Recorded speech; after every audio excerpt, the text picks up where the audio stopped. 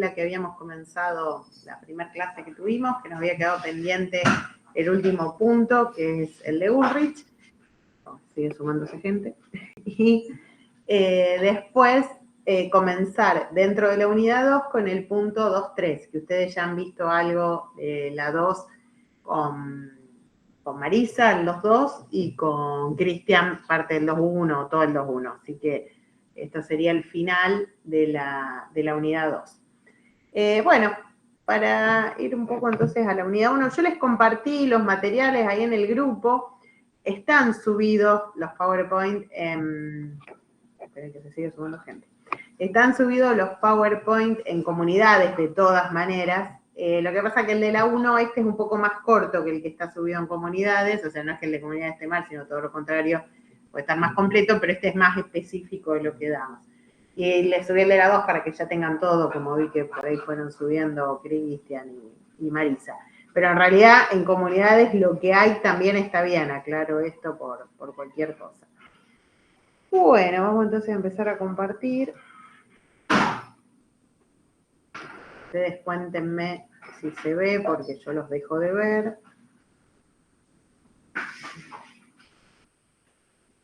Sigue llegando gente. Vamos.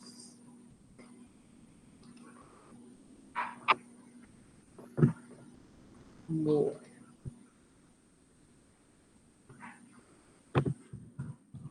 Ahí va. ¿Se ve bien ahí? Sí, sí.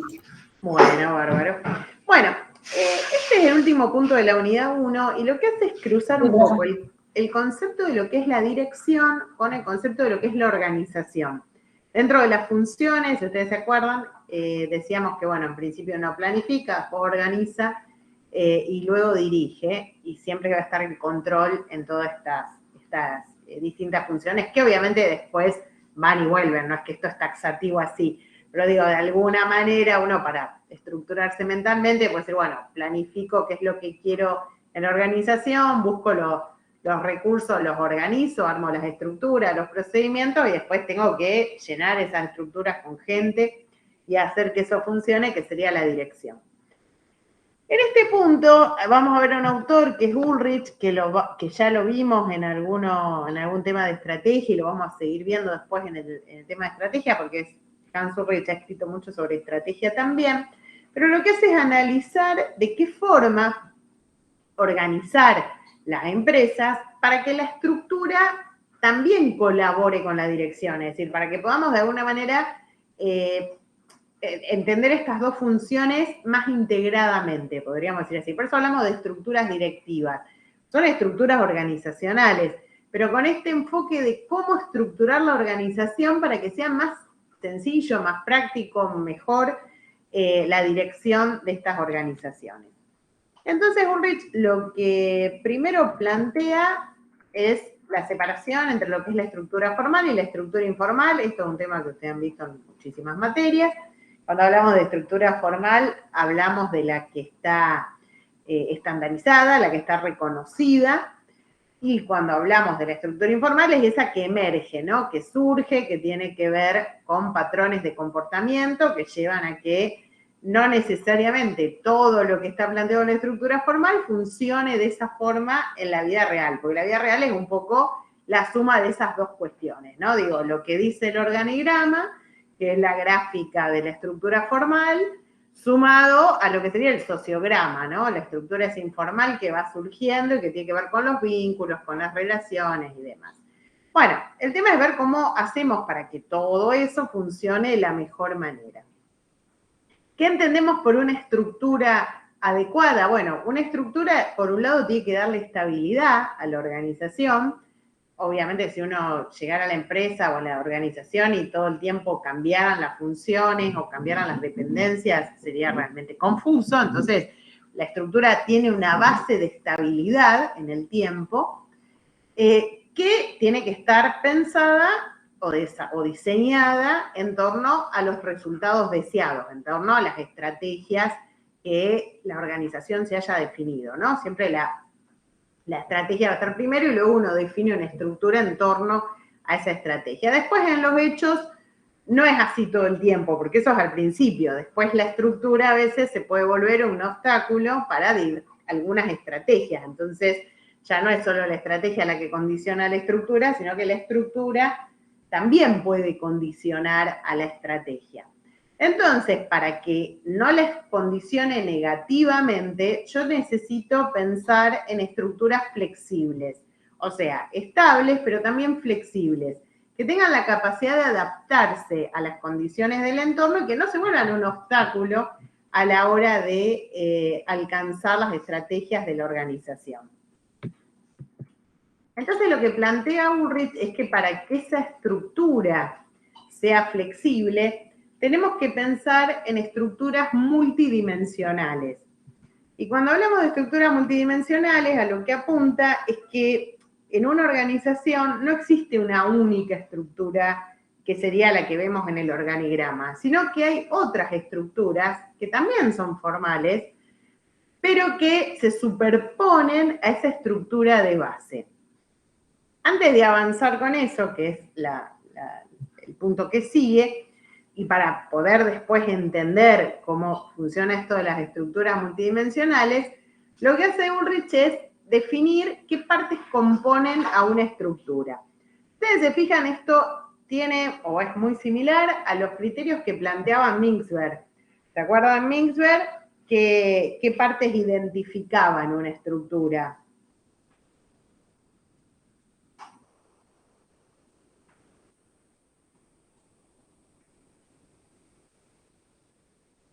Están ahí, están comiendo, están entrando al vino.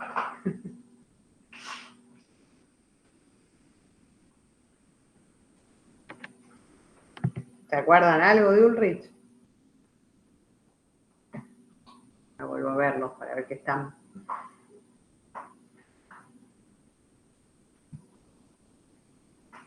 ¿Algún voluntario que quiera decir algo?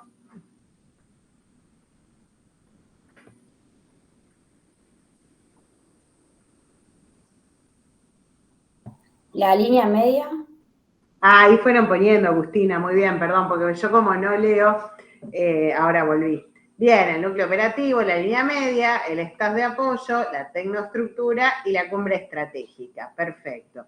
Esas partes, de hecho, acá están puestas, o sea, yo le hice una pregunta que muy bien contestó Agustina, pero está puesto entre paréntesis. Lo que está puesto entre paréntesis es qué sería lo que plantea Ulrich en relación a lo que plantea Mintzberg. Ulrich plantea comunidades operativas descentralizadas, lo que nosotros llamaríamos cada departamento. Digamos, si uno pensemos en una estructura funcional, entonces tengo el departamento de comercialización, el departamento de producción, el departamento de recursos humanos. ¿Qué voy a tener? Bueno, ahí voy a tener un gerente de recursos humanos, un gerente de comercialización y un núcleo operativo. Ese compuesto, ese cuadradito, digamos, o esa área compuesta por el director y el núcleo operativo, es la unidad operativa descentralizada. Son áreas de la empresa independientes en las que se realizan las tareas concretas de la empresa. Normalmente esa departamentalización puede ser por dos criterios, la funcional o la divisional. Como a esta hora no los quiero hacer pensar, no le voy a preguntar cuál es la divisional, sino que se la voy a adelantar yo, pero la funcional ya la mencionamos, tiene que ver con esto, ¿no? Comercialización, producción, compra, etcétera. La divisional es la que sigue otros criterios, como puede ser, por ejemplo, la división por productos, la división por mercados, la división por procesos, y bueno, otro criterio a la hora de pensar cómo departamentalizar. En general, las empresas pequeñas y medianas departamentalizan por funciones. Y las empresas más grandes, que en general ya son corporaciones, van a departamentalizar por divisiones.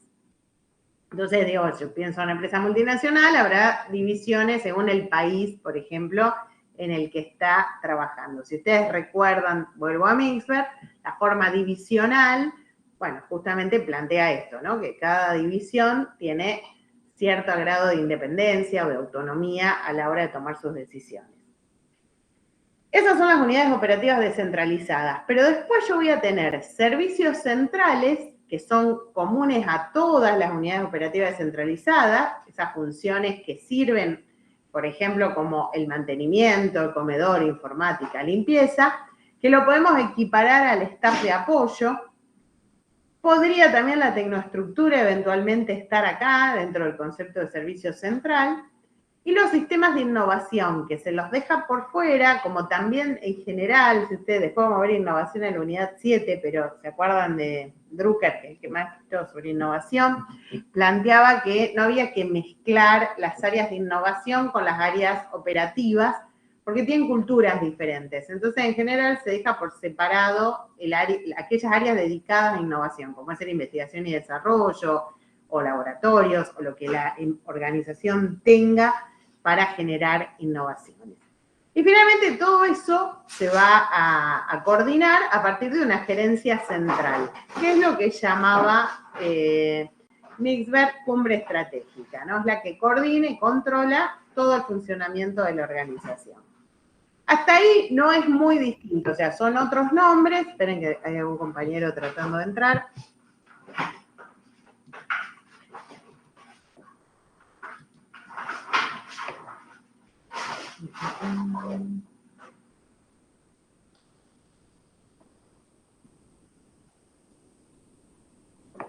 Ahí voy. Bien. Hasta ahí no hay mucha diferencia entre lo que plantea Ulrich y lo que plantea Mixberg. Lo que dice Ulrich es de qué forma estas partes se van vinculando. Entonces, bueno, hay una estructura primaria. La estructura primaria es la estructura formal que normalmente vemos en el organigrama. ¿Qué es lo que tengo en la estructura primaria? Los distintos departamentos, los servicios centrales y la dirección central. Es permanente, la vemos en el organigrama, rige en todos los casos y rige todo el tiempo. Ahora, esa estructura primaria, dijimos antes, que puede ser funcional o divisional. Entonces, ¿qué es lo que pasa después?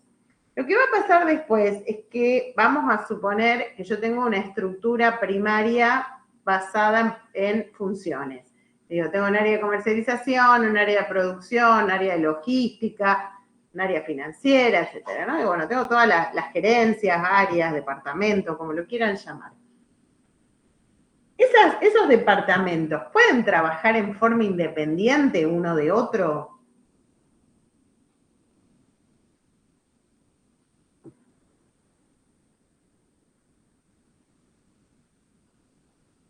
¿Qué les parece? Que sí, profe. No deberían, pero sí. Bueno, no deberían, porque ¿qué es lo que...? Es muy raro que trabajen absolutamente en forma independiente, porque normalmente, ¿qué es lo que se superpone a esta estructura primaria?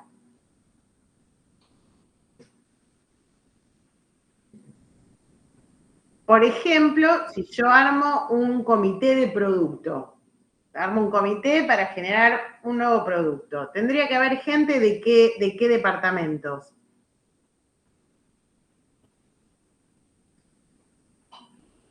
Comercialización, Comercialización, compras, compras, producción, investigación y desarrollo, si un nuevo producto, quizás logística, bueno, finanzas, no sé. Entonces, yo tengo una estructura primaria que plantea áreas independientes, pero después lo que tiende a ocurrir en la mayoría de las organizaciones, obviamente no digo en todas, puede ser que en alguna no ocurra, es que existen mecanismos de coordinación horizontal que también son permanentes y es donde se reúnen con cierta frecuencia quienes dirigen las distintas divisiones o quienes dirigen los distintos departamentos. Esa es la estructura secundaria, ¿se entiende? Digo, por ejemplo, tenemos que trabajar sobre una línea de productos y entonces una vez por mes nos reunimos para trabajar sobre esa línea de producto y nos reunimos comercialización, producción, compras, para tomar decisiones sobre eso. Entonces, yo siempre les pongo como ejemplo en la facultad, digo, bueno, en la facultad nosotros tenemos una estructura primaria que está organizada por carreras. Nosotros tenemos 4 escuelas y cada escuela maneja un área disciplinar, digamos, ¿no? La escuela de administración maneja lo que es administración, la escuela de contabilidad, todas las materias contables, los derechos, los impuestos, la de economía, todas las de economía, y las de estadística, lo que es matemática y estadística. Entonces, esa es una forma de división. Ahora, cada 15 días todas las directoras se reúnen porque hay un montón de decisiones que tomar que son transversales. Digo, si hay que cambiar algo de matemática, pero para la carrera de administración no puede no estar la escuela de administración, tampoco podría no estar la escuela de estadística, ¿se entiende? Necesitamos todas las... Y si a lo mejor esa decisión afecta a otra carrera, bueno, entonces normalmente existe alguna forma pensada, que está formalizada también, en la que esos colaboradores de distintas áreas se reúnen con determinada frecuencia para tomar decisiones que les permita no ser tan absolutamente independientes, esto que decíamos antes. Sí, son independientes, pero no son aislados, no son islas que toman decisiones sin importarle cómo sus decisiones pueden afectar a las otras. Porque la organización no deja de ser un organismo. Entonces, si comercialización toma decisiones que no van acorde a la estrategia general o al objetivo general, van a afectar a producción, o si producción toma decisiones va a afectar a compras. ¿Se entiende por dónde voy con esto de la estructura secundaria? Esperen que creo que había alguien tratando de entrar.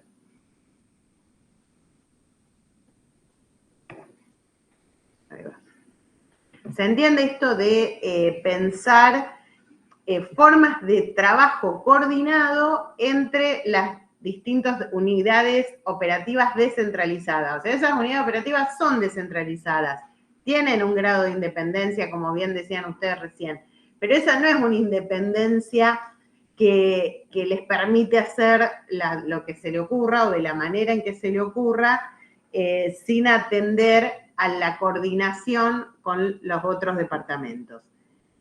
En este sentido, esa organización secundaria va a darse, ahí vuelvo, complementando la estructura primaria. ¿Qué quiere decir esto? Si la primaria fue hecha funcional, la secundaria será divisional.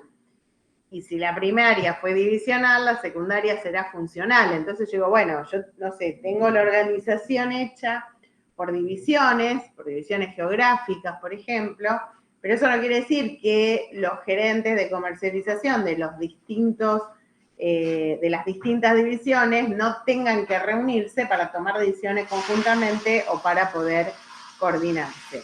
En este sentido, nosotros vamos a quedar acá en la estructura secundaria, pero podría haber un sinnúmero de combinaciones, porque yo podría, por un lado, o sea, no tampoco infinita cantidad de estructuras superpuestas, pero lo que plantea Burrich es que le dice, bueno, pueden coexistir 4, pero podrían ser más si es necesario. Hay que analizar si es necesario.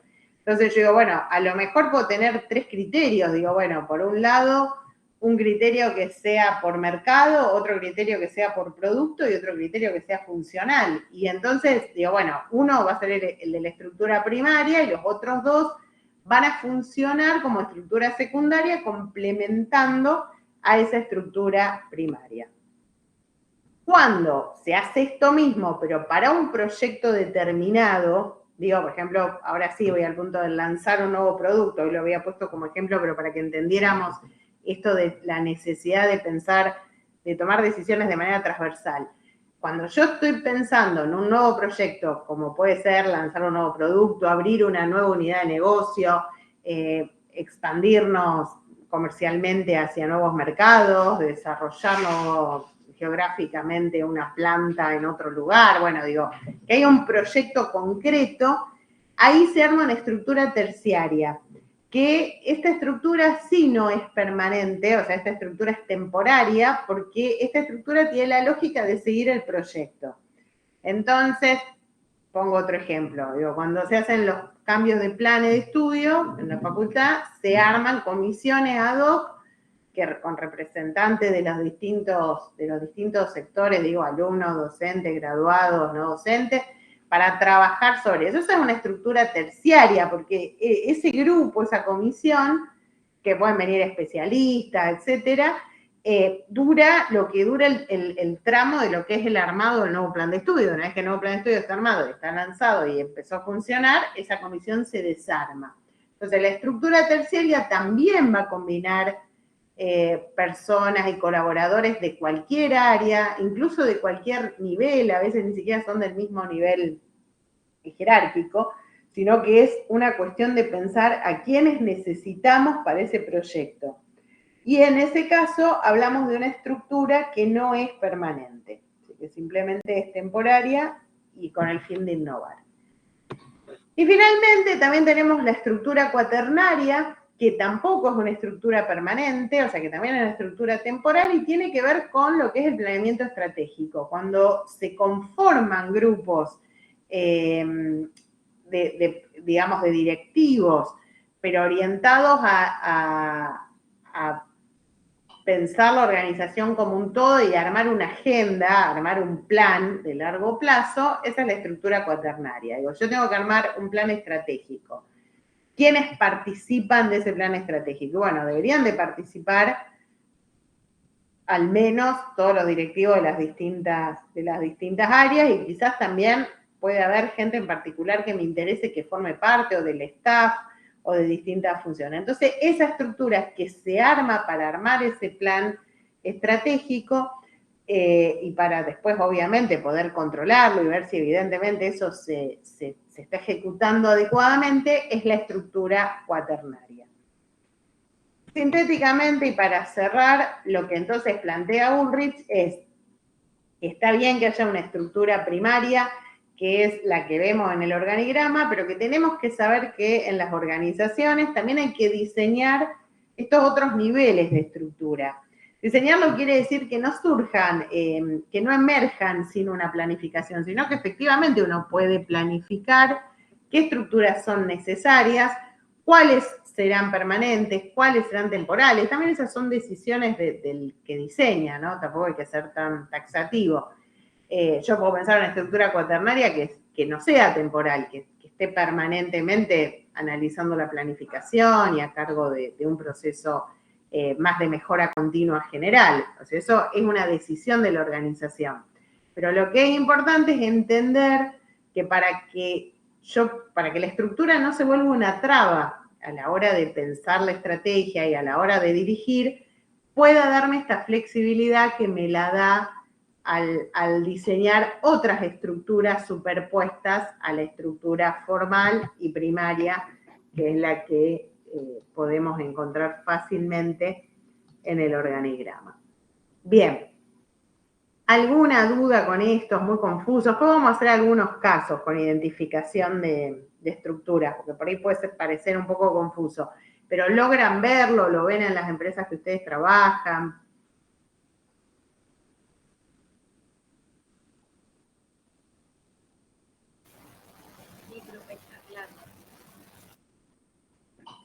Bien, gracias, Marina. Bueno, vamos entonces a comenzar, en mi caso ustedes ya están terminando, con la unidad 2, el punto 2.3. El punto 2.3 está orientado al directivo como enlace. Si ustedes recuerdan, nosotros vamos a ir viendo en las distintas unidades los roles del directivo. La unidad 2 son todos los roles interpersonales y dentro de los roles interpersonales tenemos el de líder, que es el que vieron con Marisa, el de cabeza visible o representante formal, que es el que vieron con Cristian, y el de enlace, que es el que estamos viendo ahora, y no sé si ya vieron o no alianzas estratégicas con Cristian, que también estaría dentro de este rol de enlace. Acá, puntualmente, lo que ustedes van a ver conmigo entre esta clase y la que viene, es el rol de horizontalidad del directivo, es decir, el rol de que más allá de que el directivo tenga un lugar de autoridad, tenga un lugar jerárquico distinto y en muchos casos sea líder, es decir, tenga que estar o tomar decisiones, influir, digamos, en el comportamiento de otros, también es importante pensar en formas de gestión participativas. Cuando yo pienso en formas de gestión participativa, lo que estoy pensando son en distintas herramientas que permiten que el personal tome decisiones, es decir, permite descentralizar la toma de decisiones. Al descentralizar la toma de decisiones, esto genera mayor involucramiento en el personal, porque si uno puede no solo tomar, obviamente, lo primero es poder tomar decisiones sobre lo que uno hace, que no siempre se puede, digo, bueno, hay cargos que son muy proscriptivos, que están muy marcado qué es lo que tiene que hacer y la persona no tiene ni siquiera posibilidad de decidir sobre lo que hace. Entonces, lo primero que necesitamos es la participación sobre el propio trabajo. Pero después se puede ir ampliando eso con distintos modelos y distintas herramientas de participación que justamente apuntan a generar mayor compromiso, mayor eficiencia productiva y sobre todo mayor motivación. Es decir, que mejora mucho el clima organizacional cuando las personas pueden participar de la toma de decisiones, llegando al punto en que puedan participar de las decisiones estratégicas, que sería, digamos, el máximo grado de participación. Bueno, entonces arrancando un poquito con estos conceptos. Esto es simplemente un repaso de algo que ustedes ya han visto a lo largo de la carrera muchísimas veces. En algunos casos la gestión se basa en modelos autocráticos, donde, digamos, el acatamiento por parte del subordinado es por temor, o sea, el autocrático está basado en el castigo, y entonces la persona por temor a ser despedido, a ser sancionado, a tener algún problema, prefiere, digamos, acatar o producir los comportamientos deseados. En otro punto, pero no muy lejano, tengo el concepto del que es paternalista, es decir, en una dirección paternalista no está el foco puesto en el miedo, sino en la recompensa, pero más allá de eso, la toma de decisiones sigue siendo centralizada. O sea, en un caso es centralizada porque, bueno, esto es así porque lo digo yo, y en el otro caso es centralizada porque es mejor que la decisión la tome yo. Digamos, el paternalista de alguna manera cuida entre comillas, a sus subordinados, entonces no toma decisiones en detrimento de ellos, pero en el fondo no hay mucha distancia porque sigue siendo el que toma las decisiones. Entonces, en ninguno de estos dos modelos hay participación. Los constitucionales son aquellas organizaciones que están muy marcadas por el afuera. Digo, tienen mucha reglamentación externa, entonces la toma de decisiones es bastante limitada, incluso para quienes ocupan los cargos de gestión. Entonces yo digo, bueno, se trabaja en una empresa de seguro, en un banco, bueno, mismo en el sistema educativo, en los sistemas de salud, hay un margen de toma de decisiones, pero ese margen de decisiones está en alguna medida limitado por controles externos, de instituciones externas que controlan el funcionamiento y de alguna manera regulan el funcionamiento de esas organizaciones. Y finalmente llegamos a aquellas empresas que sí toman o tienen la posibilidad de tomar una forma de gestión participativa. Como decíamos antes, cuando hablamos de participación, hablamos de una redistribución de la autoridad, diría yo, más que del poder. Es decir, hay una redistribución en la posibilidad de la toma de decisiones y por lo tanto los trabajadores pueden tomar decisiones en mayor o menor medida. Esto claramente le va a dar mayor sentido de pertenencia, como decíamos, sentirse más identificado con la organización, y le permite entender mejor qué es lo que hace. Porque a veces cuando el trabajo está muy dividido, muy fragmentado, la persona ve solo una partecita de su aporte y no logra terminar de entender cómo lo que hace aporta al todo. Cómo esto que yo estoy haciendo es parte de una construcción mucho mayor. Esto es fundamental, que el trabajador pueda entender de qué manera lo que hace al todo, es decir, su trabajo repercute en los objetivos y en las estrategias de la organización. Esto va a generar motivación, va a generar involucramiento y claramente una mejor comprensión del trabajo que se está haciendo. Bueno, la participación busca eso, que la persona entienda y se siente efectivamente una parte del todo, pero no una parte marginal, sino una parte central de ese todo que es la organización. Bueno, un poco lo que decíamos antes, ¿no? Cuando yo genero estos espacios participativos, las personas internalizan mejor los objetivos de la organización, entienden mejor hacia dónde va la organización, se involucran más con la tarea, o sea, tienen mayor contracción a la tarea y a la organización, se sienten más realizados, porque bueno, obviamente no es lo mismo cuando uno entiende que está siendo parte de algo enorme que pensar que uno simplemente es un granito de arena. Entonces, bueno, entender ese todo genera mayor sentido de realización. Y obviamente esto va a reducir el conflicto, porque si uno está más satisfecho como empleado, va a ser menos conflictivo a la hora de trabajar. Por supuesto, esto se va a ver, digamos, todo esto que mencionamos recién va a tener dos grandes impactos. Mejora la productividad, es decir, se obtienen mejores resultados objetivos, cuantitativos, porque la gente está estimulada, pero además hay mejoras más cualitativas, que son las mejoras en la moral, en el clima organizacional.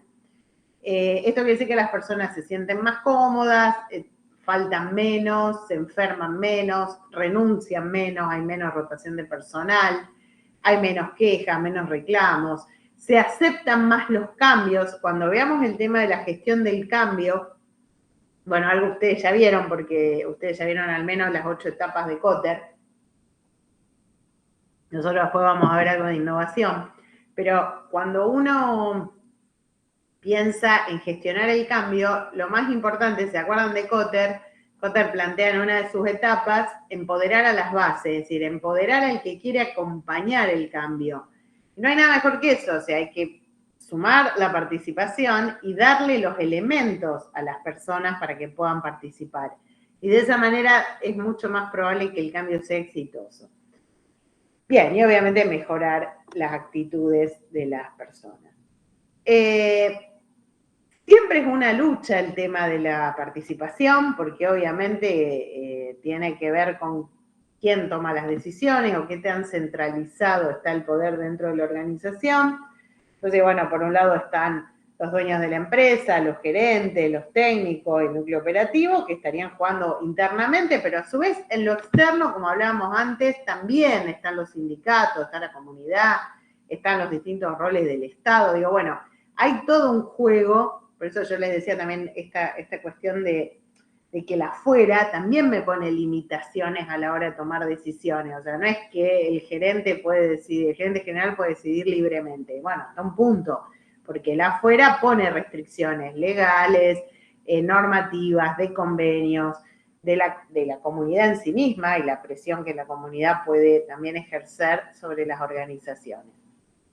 Bien, ¿cómo redistribuir o cómo generar participación? Bueno, como yo les contaba, lo más básico es la participación funcional. La participación funcional es que la persona pueda tomar decisiones sobre su propio trabajo. Es decir, bueno, lo primero es que la persona pueda ser libre a la hora de hacer su trabajo. Nosotros ahora en un ratito vamos a ver una herramienta de participación que se llama administración por objetivos, pero ya el nombre medio que nos está diciendo todo. ¿Qué será esto de la administración por objetivos?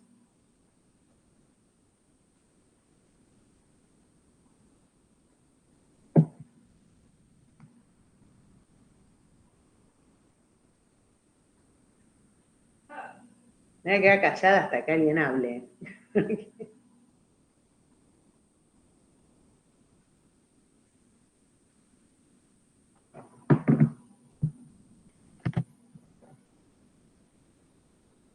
Que el núcleo operativo pueda definir su objetivo. Bien, ¿y qué más? Y cómo hacer las diferentes acciones que conlleven al logro de ese objetivo. Perfecto. Ahí Vanina también puede enfocar las tareas en base a cumplimentar. Acuérdense que yo no leo el chat porque una vez que empiezo a transmitir dejo de leerlo. Bien, bueno, acá ponen un poco de todo. Es decir, en principio tiene que ver con darle a la persona la potestad de decidir de qué manera alcanza sus objetivos. Pero como muy bien dice Ayrton, no es solo esto, también es que la persona con su jefe, no es que lo hace la persona sola, pueda consensuar cuáles son los objetivos a alcanzar. Entonces, esto es bien participativo, porque el empleado dice, bueno, yo tengo interés en, o creo que puedo alcanzar estos objetivos. En realidad, el que más conoce lo que está haciendo es la propia persona que lo está haciendo. Entonces, obviamente, con una supervisión por parte de su supervisor o su jefe, fijar entonces cuáles son esos objetivos a alcanzar y después darle libertad al empleado para que los medios, los procesos a través de los cuales alcance esos objetivos, los resuelva el propio empleado. Esto que parece algo bastante sencillo, en una organización, por ejemplo, que está muy formalizada, donde hay manuales de procedimientos, manuales de organización, digo, bueno, todo lo que ustedes han visto en el sistema administrativo y en administración general, es muy limitado, porque si yo tengo un procedimiento y tengo que atarme al procedimiento, yo ya no tengo participación funcional, ¿se entiende? Es decir, tengo que hacerlo como es el procedimiento, de la forma, de la manera. Entonces, pasar de un modelo al otro, después vamos a ver que tampoco es tan fácil, tampoco siempre es lo mejor, o sea, yo tampoco es que digo, bueno, siempre hay que ser participativo, porque a veces es necesario el otro sistema. Lo que quiero decir es que para que entendamos, la participación funcional no es algo tan obvio. A lo mejor es más obvio en la línea media o en los lugares administrativos, pero en el núcleo operativo y en funciones operativas, me refiero a funciones de planta y demás, tiende a estar, planta productiva, ¿no? Tiende a estar por ahí demasiado regulado. En tu caso, Ayrton, vos lo comentabas porque lo aplican donde vos estás trabajando, el tema de administración por objetivos. Sí, exactamente. Tenemos el objetivo común a toda la empresa y después cada uno con su líder define objetivos en base a las tareas que uno hace. Tiene que Perfecto. ser, obviamente, superador y alcanzable y medible y después, bueno, la líder lo lleva con gerencia y si se aprueba... Ya baja como un contrato acordado y después lo evalúan. Exactamente, bueno, pero es consensuado, eso está perfecto, muy bueno. Perfecto. Esto que cuenta Ayrton está perfecto y es lo que tal cual vamos a ver en el material de administración por objetivo. Hay empresas que lo aplican de otra manera, pero esto es tal cual. Es decir, si uno de verdad quiere aplicar la herramienta así, tal cual es en la teoría, por decirlo de alguna manera, es lo que está contando el compañero. Es decir, esto de que sea consensuado, que se trabaje conjuntamente y que a partir de eso, sí, obviamente después el empleado tiene la potestad de elegir sus criterios para alcanzar esos objetivos y después va a ser evaluado a la luz de esos objetivos, ¿no? Que bueno, ahí es donde entra la parte a veces complicada de la herramienta, porque cualquier evaluación tiene un manto de subjetividad y como, no sé en el caso de ustedes, pero muchas veces el sueldo está atado a la medición de desempeño, puede a veces entrarse en terrenos que pueden ser conflictivos. No sé si a ustedes les pasa o no. Se fue a comer esto. No, estaba escuchando, sí, después obviamente tenés la evaluación anual, que en base a si llegaste o no a los objetivos, como que tienes una gratificación y un aumento por mérito y por haber alcanzado. Claro, bien. Y no han tenido problemas a la hora de la evaluación, en principio, hasta ahora. No, porque tratamos de ser lo bastante objetivo, con mediciones casi todas cuantitativas y claro, está no bien. deja mucho espacio a la subjetividad. A la discrecionalidad, bien, bien. Sí, ese es el punto álgido, porque a veces, según cómo esté armada la herramienta, o también según la empresa o según la función, puede haber cuestiones más cualitativas y bueno, ahí es más difícil poder, aun cuando uno las cuantifica, porque yo puedo cuantificar la satisfacción del cliente, pero no deja de ser algo subjetivo, entonces bueno, ahí entramos con una complicación. Bueno, participación funcional, entonces decíamos que es esto de poder tomar decisiones sobre el propio trabajo. La participación en los beneficios, esto tiene que ver con la distribución de utilidades a fin de año, por ejemplo, bueno, si hay utilidades extraordinarias, la distribución de esas utilidades entre el personal. El accionariado obrero es que cuando se distribuyan, no solo se distribuyan utilidades, sino que también se distribuyan acciones. Entonces, no solo el empleado obtiene una ganancia extraordinaria si la empresa lo obtuvo, sino que también pasa a ser parcialmente dueño de la organización. Cuando ese accionariado permite tomar decisiones, porque a veces es un porcentaje muy bajo, entonces en realidad obviamente que está participando del capital, pero no tiene una masa como para tomar decisiones. Cuando sí la tiene, hablamos de cogestión, es decir, que ya tiene un peso el capital distribuido entre el personal, y entonces el personal puede tomar decisiones, hasta llegar al punto de la autogestión, ¿no? Aquellas empresas, sobre todo pasa mucho en las empresas recuperadas, donde son los propios empleados los que gestionan la organización, o en una cooperativa, donde, digamos, hay una autogestión de los propios empleados y no hay una estructura de dueños que no sean directamente quienes participan en la empresa trabajando o en la cooperativa. Bien, antes yo les decía que, bueno, no siempre la participación es la mejor opción, y esto también hay que entenderlo. Si bien en general a uno le gusta, uno dice, bueno, está bueno aplicar participación, tiene que ser un terreno fértil para que la participación funcione. Entonces, yo necesito primero contar con tiempo para la toma de decisiones. La toma de decisiones participativa lleva bastante más tiempo que la toma de decisiones autocrática. Digo, si yo tengo que tomar decisiones sola, las puedo tomar con relativa rapidez. Si tengo que consultar a todo el mundo, consensuar, hablar y demás, esto lleva más tiempo. Por lo tanto, lo que se recomienda es ser participativo en aquellas decisiones que por su trascendencia y por el impacto que puedan tener en la organización, así lo merezcan. Es decir, no es que todo tiene que ser participativo, porque si no, no avanzaría la organización hacia ningún lado. Así como no todo debería ser autocrático, tampoco todo debería ser participativo. Entonces, ¿qué es lo que yo voy a tener que participar?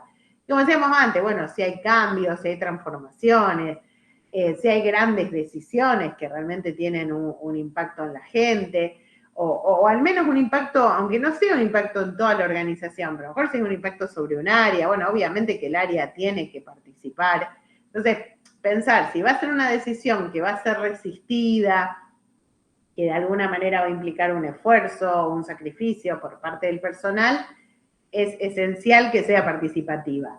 Si es algo que en general es medio una decisión quizás más rutinaria, o una decisión que uno sabe que no va a haber oposición, se puede de pronto tomar sin la necesidad de abrir la participación. Y sobre todo si no tengo tiempo, ¿no? Si tengo que tomar una decisión, aunque sea drástica, pero que hay que tomarla y no tengo tiempo de maniobra, bueno, en ese caso no se habilitará la participación. Por otro lado, necesito que los participantes quieran participar. Esto parece una obviedad, pero no siempre los participantes quieren participar. Entonces tengo que ver si efectivamente quienes estarían en condiciones de participar están interesados o prefieren que la decisión la tome el jefe o la autoridad. Y además que estén capacitados, porque no es solo que estén interesados, sino que efectivamente puedan hacer un aporte a la decisión, porque cuando uno abre la participación, para que la participación sea real, porque si no caemos en lo que se llaman las ficciones de participación, que es consultar, pero después seguir tomando la decisión solo el líder. Para que de verdad la participación tenga sentido, la gente tiene que tener una base de capacitación para que lo que aporte realmente enriquezca la decisión que se va a tomar. La decisión que se va a tomar sea superadora a la que tomaría una persona sola, porque los distintos participantes, con sus puntos de vista, con sus experiencias, con sus conocimientos, pueden aportar al logro, digamos, de una decisión mejor. O sea, que genere sinergia, ¿no? Que genere esto de un plus que no sea simplemente distribuir o, digamos, descentralizar la toma de decisiones, sino que tenga que ver con tomar mejores decisiones como organización. Y luego habrá que también adaptar las estructuras y los sistemas. Las estructuras en el sentido de las maneras de coordinación, como veíamos en el último punto de la unidad 1, para que la gente tenga autoridad, porque obviamente si yo quiero darle esto, no le puedo asignar una responsabilidad y no darle autoridad que la acompañe, para que tenga pueda disponer de ciertos recursos para la toma de decisiones, que los sistemas de información acompañen. Esto es fundamental, uno no puede participar si no recibe información, y a veces este es un punto álgido en las empresas porque no se quiere compartir la información. En ese caso, ¿de qué participación estamos hablando? O sea, le preguntamos a la gente o hacemos ver que queremos que participen, pero le damos la mitad de la información que necesitan para de verdad poder tomar decisiones. Los sistemas de remuneración, esto que contaba Ayrton antes, por ejemplo, digo, bueno, si voy a premiar la participación económicamente, si voy a premiar el logro de objetivos, ¿cómo lo voy a hacer? Entonces, todo esto tiene que estar armado, no es cuestión de abrir la participación alegremente, sino que hay que pensar y acompaña la estructura, se acompañan los sistemas, si no es así, ¿cómo hay que adaptarlos? Si la capacitación, el entrenamiento que tiene el personal es el adecuado, cómo incentivo el interés para que de verdad quieran participar y tener este requisito o este recurso que a veces no se tiene en la toma de decisiones, que es el tiempo. Bien, como decíamos antes, esto un poco dice lo que hablábamos antes, ¿no? Es necesario asignarle capacidad a los subordinados, o sea, asignarle autoridad, asignarle recursos, darle información y luego poder controlarlo, porque obviamente cuando uno abre el juego a la participación, después tiene que cerrarlo en la coordinación. Digo, bueno, yo abro para que más gente decida o para que cada uno tome sus propias decisiones. Bueno, después tengo que encontrar los mecanismos adecuados para controlar si efectivamente los subordinados pudieron cumplir con sus tareas en este sistema más participativo. O sea, de alguna manera el control es un poco más complejo, porque cuando antes hablamos de tener un procedimiento, por ejemplo, yo tengo un procedimiento armado, el control interno puede estar incluido en el propio procedimiento. Entonces quizás no necesito pensar otras formas de control. Cuando yo abro el juego y doy esta posibilidad de participación, bueno, sin dudas puede generarse la necesidad después de controlar que efectivamente los subordinados estén haciendo las cosas adecuadamente. Bien, dentro de estas técnicas hay una técnica que se llama management participativo, que no es otra cosa que integrar lo que es el management con lo que es la participación. ¿Qué es el management? El management no es otra cosa que el pensamiento estratégico, ¿no? Digo, esto, las grandes decisiones estratégicas y la manera en que nosotros pensamos el negocio y definimos la estrategia de la organización de manera unidireccional. O sea, quiere decir que todas las decisiones por debajo del objetivo general que la organización se plantee, están todas alineadas. Si cuando yo tengo una empresa bien gestionada, porque el management no sería otra cosa que la gestión, bien gestionada, yo tengo todo un conjunto de decisiones que son unidireccionales. ¿Al logro qué? Al logro de la estrategia, que va a estar vinculada a la misión, a la visión y a los objetivos. Entonces, yo tengo que lograr, como decíamos antes, abrir la participación, pero que esa participación no me genere decisiones que se aparten de esa unidireccionalidad. No sé si capaz que estoy muy confusa con lo que estoy tratando de decir. Pero lo que quiero decir es que yo tengo que lograr combinar esas dos cosas.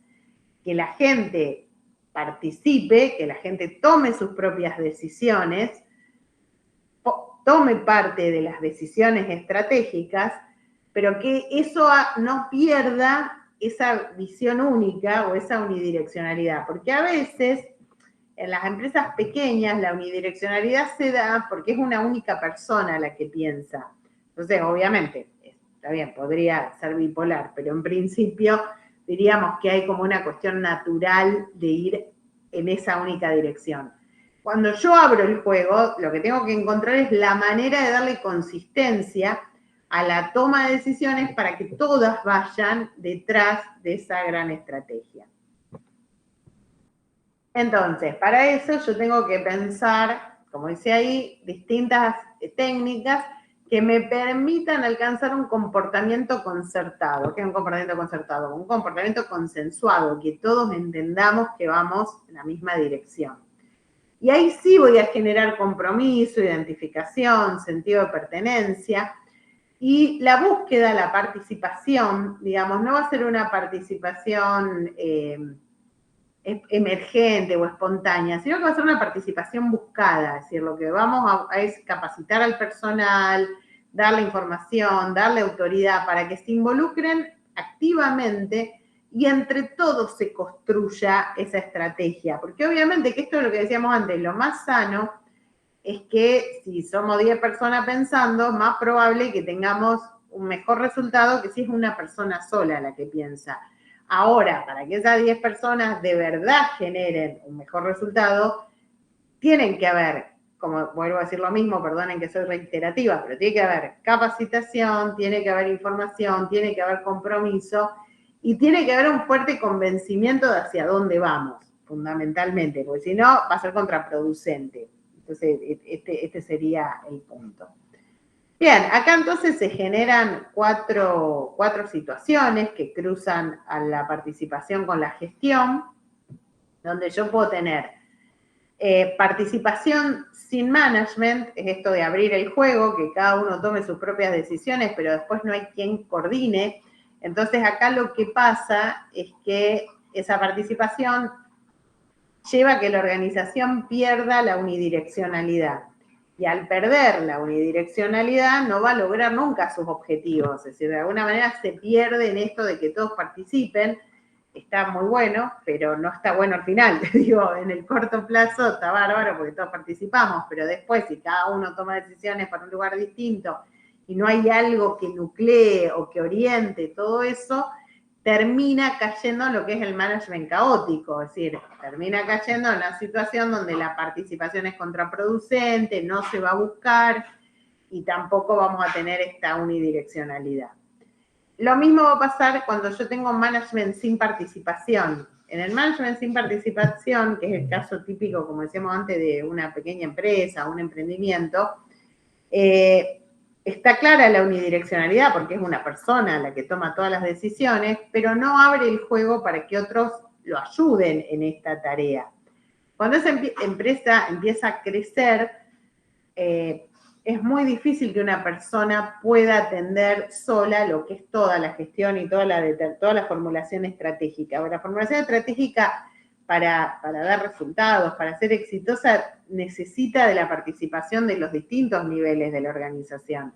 Entonces, también en ese caso, que yo tengo una persona que es una estratega, que tiene unidireccionalidad, al no abrir la participación, cuando la empresa empieza a crecer, cae también en el management caótico.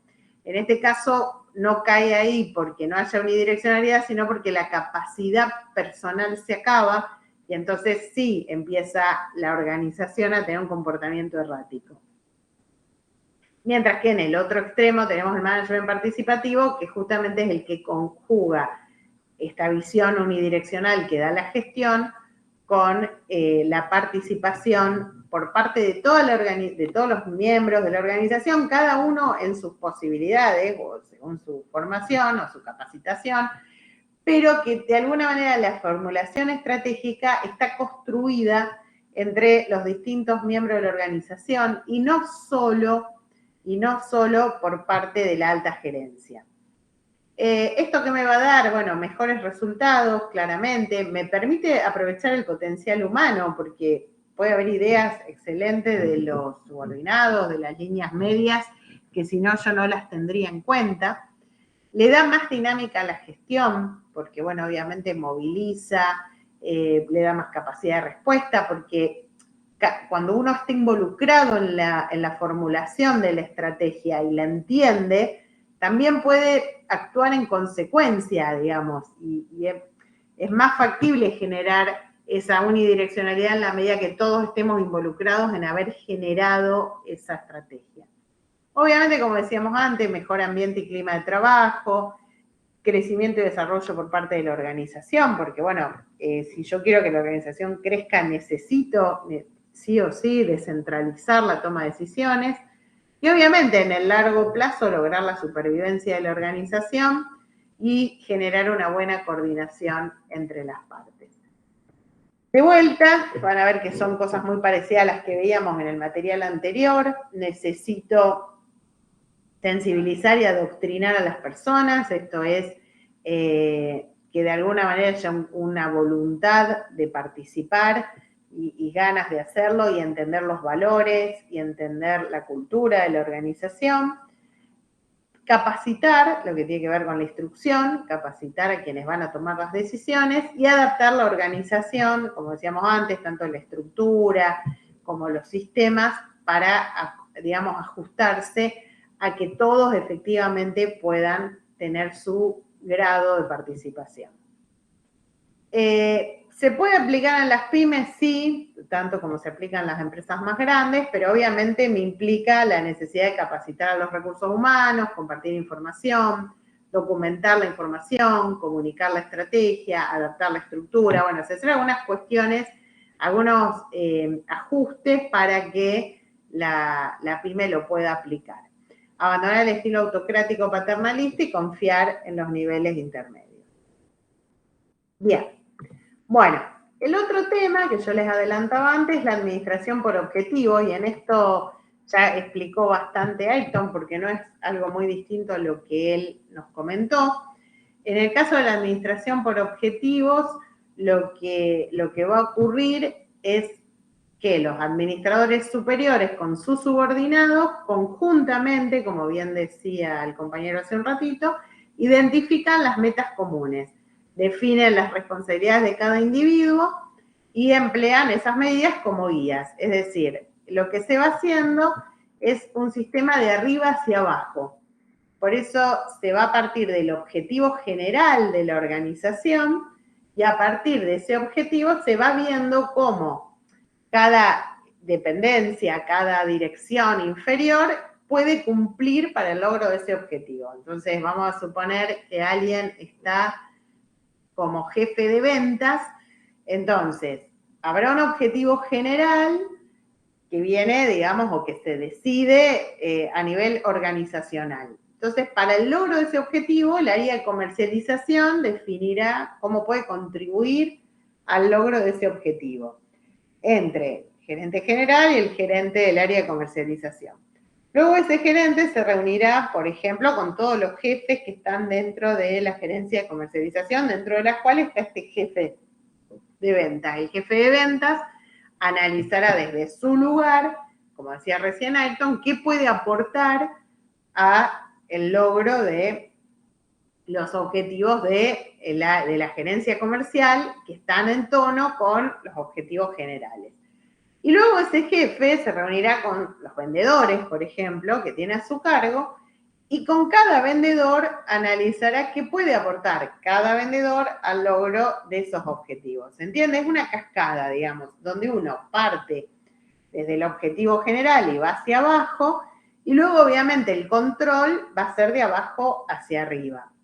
Como decía Ayrton recién, eso va a llevar a que se genere una especie de contrato, donde, o de acuerdo, como lo quieran llamar, donde hay un compromiso por parte del empleado de alcanzar ese nivel de objetivos, que es el que se consensuó entre los distintos niveles de la estructura.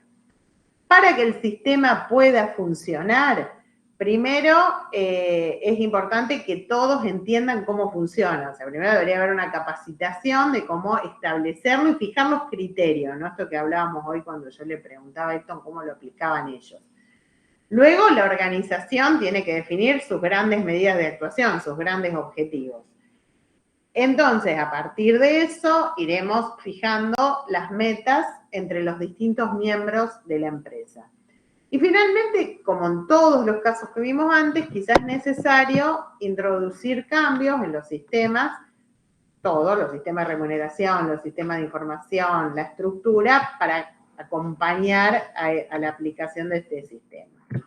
Acá está un poco explicado, entonces, cada subordinado establece sus metas dentro de su grupo y dentro de su área. Luego se van a medir los resultados, se va a revisar la actuación de la organización y se van a determinar las metas para el próximo año. Y esto es lo que yo le comentaba antes a Ayrton, que algunas limitaciones que puede tener el sistema es que, por ejemplo, el sistema solo evalúa lo hecho, no evalúa futuro, no hace una evaluación de capacidades o de proyección del subordinado. Supone que los objetivos que se fijaron entre subordinado y jefe son los adecuados, o sea, confía plenamente en el sistema y en la capacidad de quienes lo tienen que fijar. Y esto que yo les decía, que a veces se presentan problemas de evaluación porque por ahí hay algunas cuestiones que pueden tener que ver con apreciaciones subjetivas. También a veces, aunque las mediciones sean objetivas, que es lo que hablábamos antes, puede darse que, no se alcanzó porque hubo alguna situación extraordinaria, una crisis económica, una crisis de salud como la que hubo con el COVID, etcétera. Y entonces, hasta dónde se justifica o no que no haya alcanzado los objetivos. Como en cualquier evaluación, por más objetiva que sea, siempre hay algún marco de discrecionalidad. Está bien lo que plantea Ayrton de tratar de buscar mediciones lo menos subjetivas posible o que den menos lugar a la discrecionalidad, pero eventualmente puede llegar a convertirse en alguna fuente de conflicto en algunos casos. Bien, antes entonces de ir al último tema, vuelvo a ustedes, pues no sé si están ahí. Ahí va. Bueno, ¿alguna duda hasta acá? ¿Algo que me quieran preguntar de la administración por objetivos, del management participativo, de la gestión participativa? No, profe. Bien. Bueno, el último tema que tenemos por hoy, porque después ya nos queda...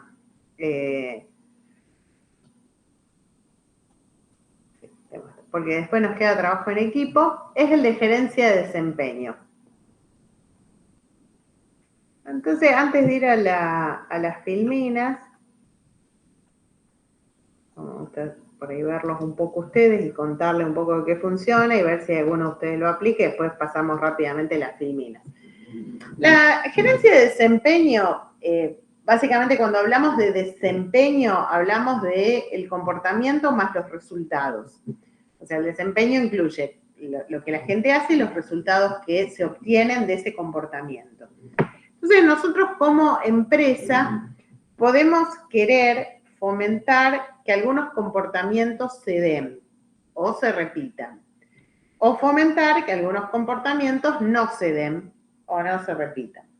Entonces, le pregunto a ustedes, ¿cómo puedo hacer para que un comportamiento del personal que a mí me interesa que ocurra? ¿Por dónde arranco? ¿Se entiende la pregunta? Yo quiero que el personal se capacite. Entonces, ofrezco capacitaciones y la gente no se anota. ¿Cómo hago? ¿Por dónde puedo arrancar para incentivar ese comportamiento que a mí como empresa me interesa?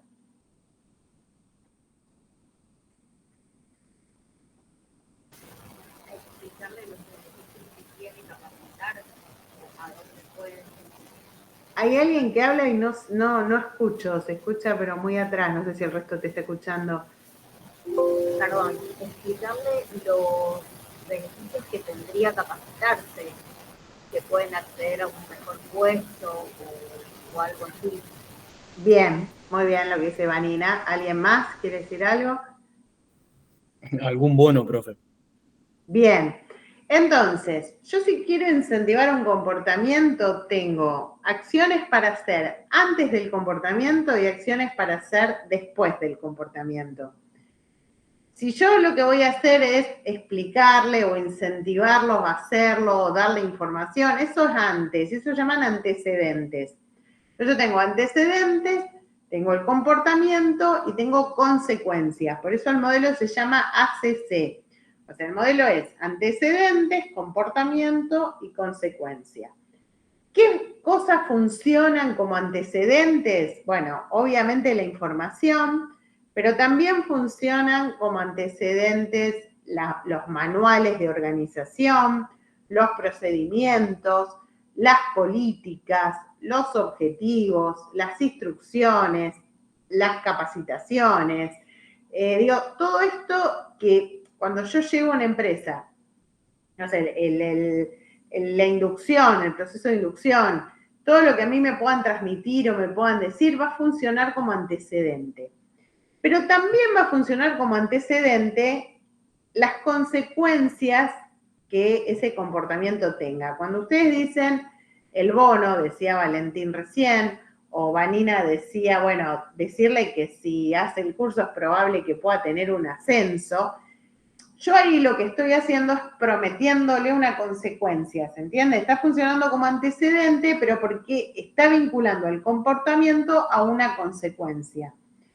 Entonces, las consecuencias también funcionan como antecedentes. Obviamente, si de verdad se cumplen, porque si yo le digo al empleado, bueno, si ustedes hacen esta capacitación, hacen las capacitaciones, van a recibir un ascenso, y después asciende alguien que no hizo ninguna capacitación, y los que hicieron la capacitación no reciben nada, esa consecuencia prometida que no funcionó, no funciona más. Entonces ya no voy a tener más ese antecedente, ¿se entiende? Entonces digo, el antecedente ocurre antes, la consecuencia ocurre después. La consecuencia ocurre después para que el comportamiento se repita. Es decir, un comportamiento que a mí me interesó vuelva a ocurrir. O incluso, como decíamos antes, sirva de ejemplo, de modelo para otro, para un tercero que no lo hizo, pero sea, bueno, esto por acá es por donde va la cosa. Ahora, para que un comportamiento busque ser repetido, ¿qué es lo que tiene que obtener el empleado después de ese comportamiento?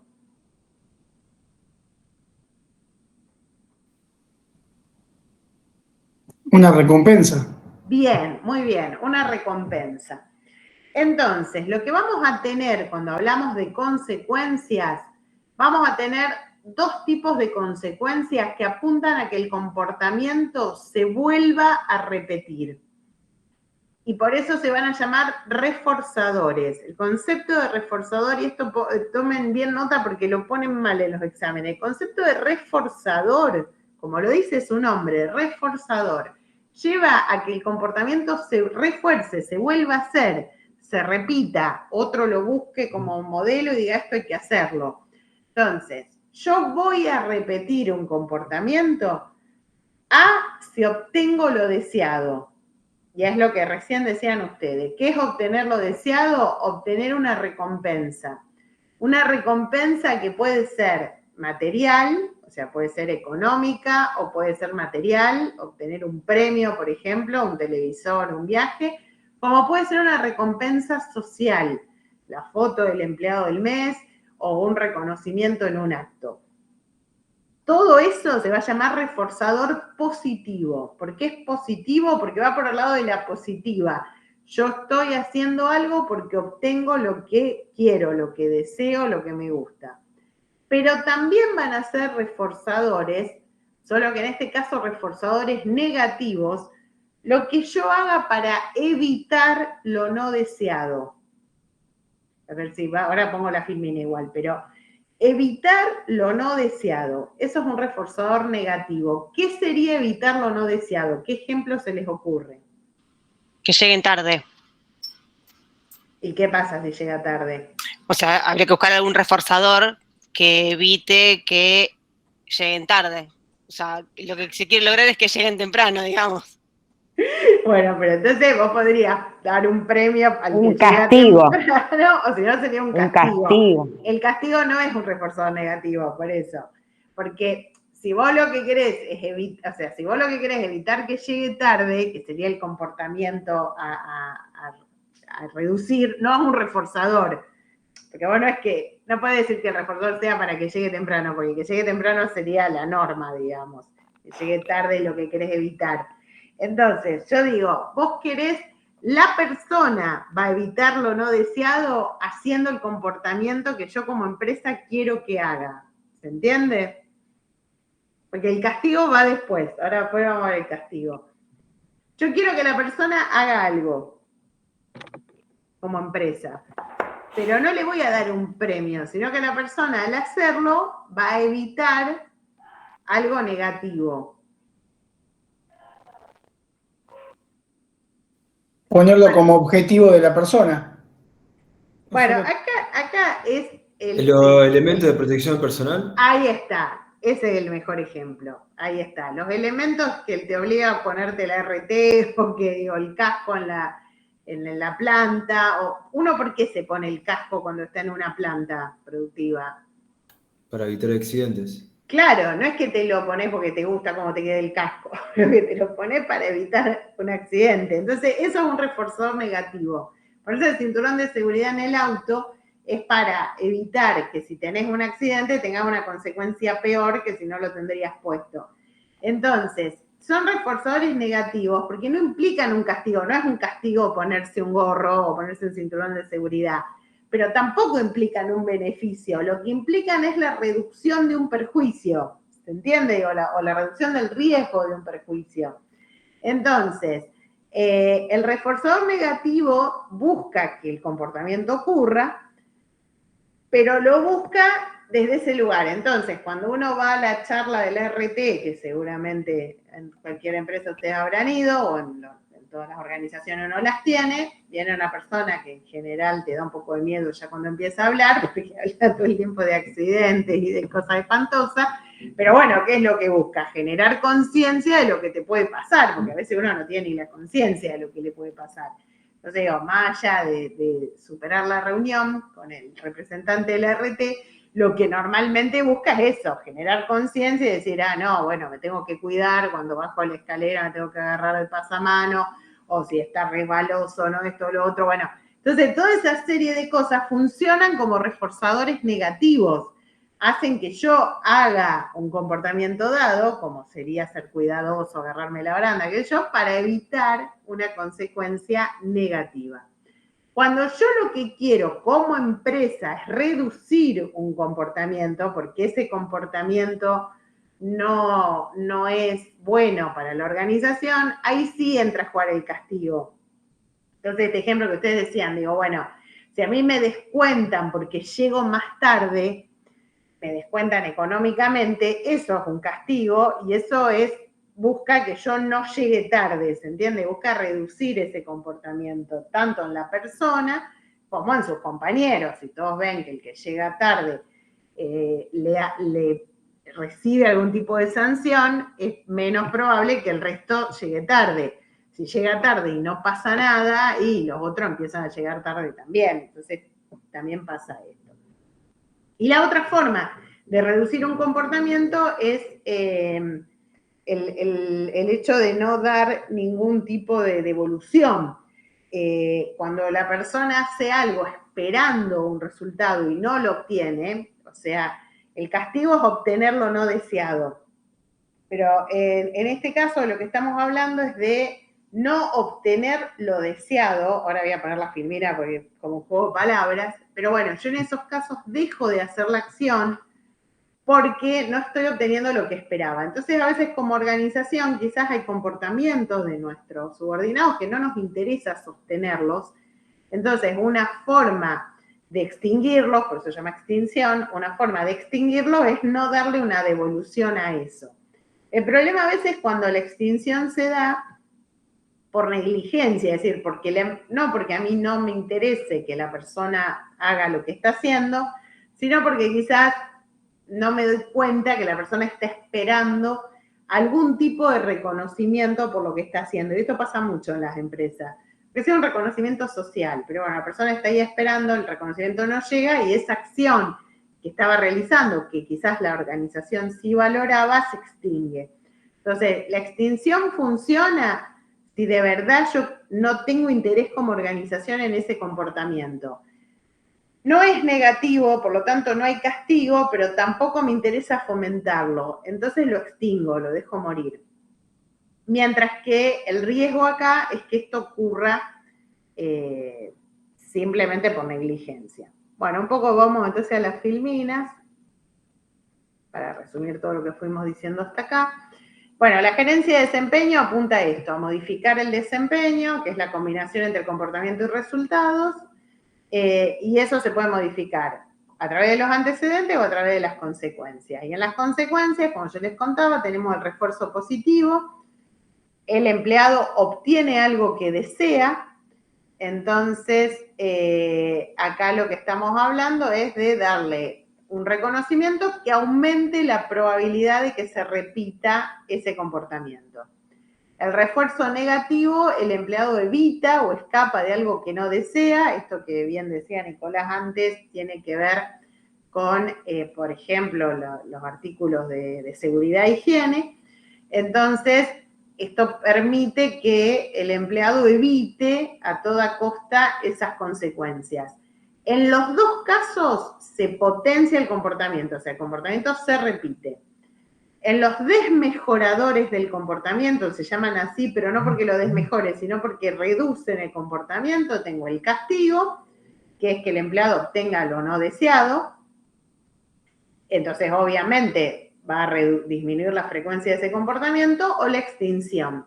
En el caso de la extinción no se obtiene lo deseado. Entonces las personas realizan algo y como resultado no obtienen refuerzo positivo alguno y entonces lo van a dejar de hacer porque no obtuvieron lo que esperaban.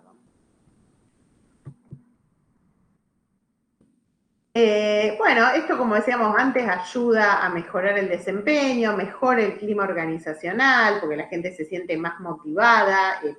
Por ejemplo, pensemos en las competencias entre vendedores, donde hay premios por medio, eso sería gerencia de desempeño. Entonces, bueno, esos refuerzos positivos llevan a que las personas se esfuercen un poco más allá de lo que se esforzarían naturalmente. Mejora la moral, aumenta el compromiso. Como decía antes, los refuerzos positivos que están explicados un poquito más, pero ya creo que lo dimos claramente, se dan después del comportamiento, es una consecuencia, puede ser tangible o puede ser social, y aumenta la frecuencia de ese comportamiento en el futuro en la propia persona y en los otros también, ¿no? Por eso esto que decíamos, la consecuencia de uno también funciona como antecedente para los otros. Bueno, ahí está un poco explicado, ¿no? Hay reforzadores sociales, hay reforzadores tangibles. En general se plantea no dar dinero, pero porque el dinero no permite identificarse con el premio, pero bueno, en algunos casos el refuerzo viene por ese lado. Y lo que sí es importante es que los reforzadores puedan sostenerse en el tiempo.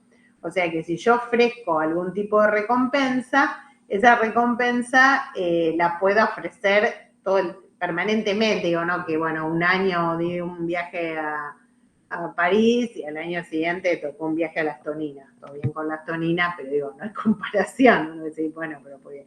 Entonces digo, tengo que pensar en algo que por eso son tan buenos los reforzadores sociales, ¿no? Porque tengo que pensar en algo que sea un reforzador sostenible económicamente y que efectivamente de alguna manera se absorba ese costo por la mayor productividad o la mayor eficiencia que alcanzan los empleados. Bien. Bueno. Con esto hemos terminado. Esperen que vamos a dejar de compartir. Ahí. Lo que teníamos como meta para hoy, que sería todo lo que tiene que ver con el rol del directivo como enlace, menos lo que es trabajo en equipo, que eso sí lo vemos en otra clase. ¿Alguna duda con lo que vimos? ¿Algo que me quieran preguntar?